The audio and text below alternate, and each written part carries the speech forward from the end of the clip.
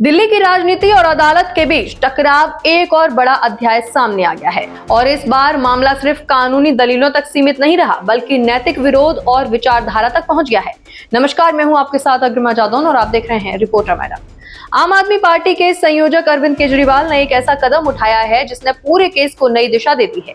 मामला दिल्ली शराब नीति केस से जुड़ा है, जिसमें दिल्ली हाई कोर्ट ने हाल ही में केजरीवाल की उस याचिका को खारिज कर दिया था जिसमें उन्होंने जस्टिस स्वर्ण कांता शर्मा से सुनवाई से खुद को अलग करने की मांग की थी। केजरीवाल और अन्य आरोपियों का कहना था कि उन्हें निष्पक्ष सुनवाई को लेकर संदेह है, इसलिए जज को इस केस से खुद को अलग कर लेना चाहिए, लेकिन अदालत ने इस दलील को सिरे से खारिज कर दिया। जस्टिस स्वर्ण कांता शर्मा ने साफ शब्दों में कहा कि सिर्फ आशंका या फिर शक के आधार पर कोई जज किसी केस से खुद को अलग नहीं कर सकता। उन्होंने ये भी कहा कि इस तरह की याचिकाएं न्यायिक प्रक्रिया को प्रभावित करने की कोशिश है और बिना ठोस सबूत के लगाए गए आरोप भी हैं। अब इसी फैसले के बाद केजरीवाल ने एक चौंकाने वाला कदम उठाया है। उन्होंने जज को एक लेटर लिखकर कहा है कि अब वो इस कोर्ट में ना तो खुद पेश होंगे और ना ही किसी वकील के जरिए अपनी पैरवी करवाएंगे। उनके मुताबिक उन्हें अब इस अदालत से इंसाफ मिलने की उम्मीद नहीं रही है। यहीं से इस पूरे मामले में एक और नया मोड़ आता है। केजरीवाल ने अपने इस फैसले को सिर्फ कानूनी रणनीति नहीं बल्कि एक नैतिक कदम बताया है। उन्होंने महात्मा गांधी के सत्याग्रह का हवाला देते हुए कहा कि जब इंसाफ की उम्मीद खत्म हो जाए तो शांतिपूर्ण विरोध का रास्ता अपनाना ही सही होता है।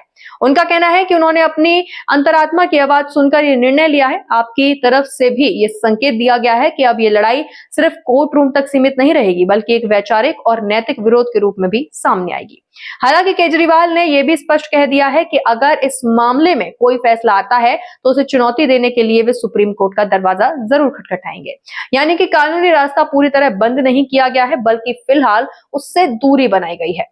अगर इस पूरे विवाद की जड़ में जाएं तो मामला तब शुरू हुआ जब केजरीवाल और अन्य आरोपियों ने जस्टिस स्वर्ण कांता शर्मा पर पक्षपात की आशंका जताई थी। उन्होंने यह भी दावा किया था कि जज के परिवार के कुछ सदस्य सरकारी वकीलों से जुड़े हुए हैं, जिससे निष्पक्षता पर सवाल उठते हैं। लेकिन अदालत ने इन सभी तर्कों को खारिज करते हुए कहा कि ये महज आरोप हैं जिनके पीछे कोई ठोस सबूत नहीं है। सुनवाई के दौरान जज ने यह भी कहा कि केजरीवाल एक ऐसी स्थिति बना रहे हैं जिसमें हर नतीजा उनके पक्ष में पेश किया जा सकेगा।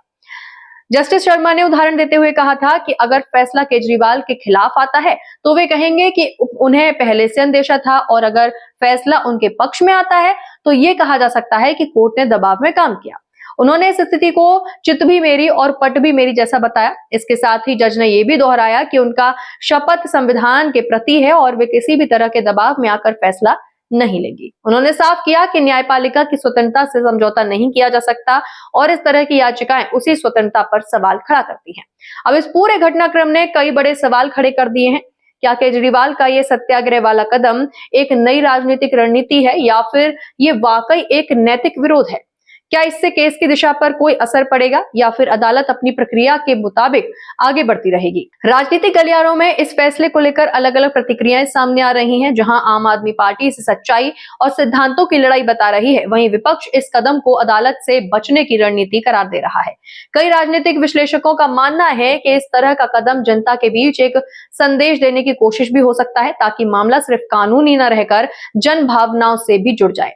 कानूनी विशेषज्ञों की नजर में देखें तो किसी भी आरोपी का अदालत की कार्यवाही से खुद को अलग करना या फिर पेश न होना एक सामान्य स्थिति मानी जाती है। ऐसे में कोर्ट आगे क्या रुख अपनाती है, यह भी बेहद अहम होगा। क्या अदालत सख्ती दिखाएगी या फिर मामले को एक तरफा आगे बढ़ाएगी, यह आने वाले समय में साफ होगा। वहीं आम जनता के बीच भी इस मुद्दे को लेकर चर्चा काफी तेज हो गई है। कुछ लोग इसे सिस्टम के खिलाफ एक मजबूत स्टैंड मान रहे हैं तो कुछ इसे न्यायिक प्रक्रिया से दूरी बनाने का तरीका बता रहे हैं। कुल मिलाकर ये मामला अब सिर्फ कोर्ट रूम तक सीमित नहीं रहा बल्कि एक बड़ा राजनीतिक और सामाजिक मुद्दा भी बन चुका है, जिस पर हर किसी की नजर टिकी हुई है। इस पर आपकी क्या राय है, हमें कमेंट बॉक्स में लिखकर जरूर बताइएगा। इसी के साथ बने रहिए रिपोर्टर मैडम के।